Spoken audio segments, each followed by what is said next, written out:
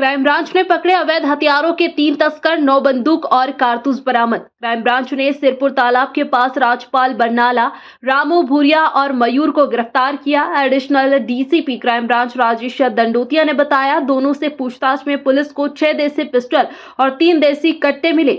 आरोपियों से पुलिस ने 3 जिंदा कारतूस भी बरामद किए। धार के जंगलों में हथियार बना महाराष्ट्र में सप्लाई करते थे। क्राइम ब्रांच के द्वारा लगातार जो अवैध फायर आर्म्स है उनके बेचने और ख़रीदने वालों के खिलाफ कार्रवाई की जाती रही है। और जो वोटिंग से पहले भी एक गैंग पकड़ा गया था, जिससे लगभग 10 पिस्टल के करीब, कट्टे के करीब जब्त हुए थे। उसके बाद लगातार इन पर नज़र रखी जा रही थी। सिक्लीकर्स बीच में काफ़ी उन्होंने काम अपना बंद कर दिया था, जो कि चेकिंग भी लगातार चल रही थी और वोटिंग से पहले काफ़ी सुरक्षा व्यवस्था पुख्ता थी, सभी जगह चेकिंग्स लगी हुई थी और लगातार इस पर क्राइम ब्रांच कार्रवाई कर रही थी। इन लोगों ने उस समय अपना धंधा बंद कर दिया था, लेकिन जैसे ही वोटिंग हो गई उसके बाद से फिर इन लोगों ने अपनी ये सप्लाई करना शुरू कर दिया है और इनके द्वारा अब अवैध फायर आर्म्स की सप्लाई करना शुरू कर दिया है। और ये धार से 2 व्यक्ति यहाँ पर सिरपुर तालाब की पाल के पास से बेचने आए थे। वहाँ पर क्राइम ब्रांच को खबर मिली। क्राइम ब्रांच पहले से इनको ट्रैक कर रही थी। इसमें 2, एक सिकलीकर है राजपाल, उसको, और एक रामू और भूरा, ये 2 लोग हैं जो कि धार के रहने वाले हैं। इन दोनों को पहले हिरासत में लिया तो इनके कब्जे से जो कि 5 पिस्टल जो कि 32 बोर की थी और 2 कट्टे 12 बोर के कुल और 2 राउंड्स मिले इनसे। जब इनसे पूछताछ की गई तो उनके द्वारा बताया गया ये जो नेहरू नगर में रहने वाले मयूर को सप्लाई करने आ रहे थे। तो फिर टीम के द्वारा तत्काल मयूर जो कि नेहरू नगर में मयूर की दबिश दी, तो मयूर के पास से मयूर ने एक्सेप्ट कर लिया और मयूर के पास से भी एक 32 बोर की पिस्टल मिली है और 12 बोर का कट्टा मिला है, एक जिंदा राउंड भी मिला है। तो कुल मिलाकर इन तीनों आरोपियों से 6 पिस्टल और 3 कट्टे मिले हैं और इसके अलावा 3 राउंड मिले हैं।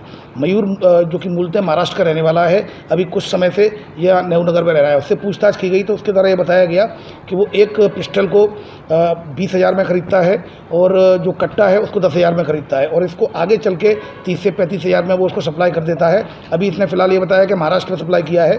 अभी इससे और पूछताछ की जा रही है, कहाँ कहाँ इसने, इंदौर में भी अगर कहीं सप्लाई किया है तो उस लिंक पर भी काम किया जाएगा। फिलहाल तीनों आरोपियों के खिलाफ क्राइम ब्रांच में आर्म्स एक्ट के तहत केस रजिस्टर किया कर इन्वेस्टिगेशन लिया गया है। इसमें तीनों ही आरोपियों का अभी रिकॉर्ड दिखवा रहे हैं और थानों से संबंधित पूछताछ कर रहे हैं। इसमें राजपाल सिकलीकर भी है जो कि बनाने का काम करता है। इसमें बनाने का काम करने वाला, इसमें जो रामू और भूरा जो कि दलाली का काम करके जो बेचवाने का काम करता है वो मिला है और प्लस खरीदने वाला मयूर। इसमें कुल मिलाकर तीनों कड़ियाँ मिल गई हैं।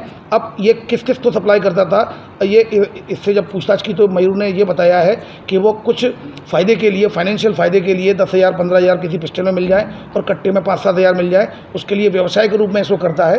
अब ये किस किस को बेचता है उस पर क्राइम ब्रांच काम कर रही है। अभी ये इन्वेस्टिगेशन पॉइंट ऑफ व्यू से सीक्रेट रखा गया है। इसमें कुछ नाम सामने आए हैं जिन पर क्राइम ब्रांच कार्रवाई कर रही है। ये धार में जो जहाँ के रहने वाले हैं, गंदवानी और ये जो पूरा एरिया है, वहाँ पर वो अपने गांव में ही बनाते हैं।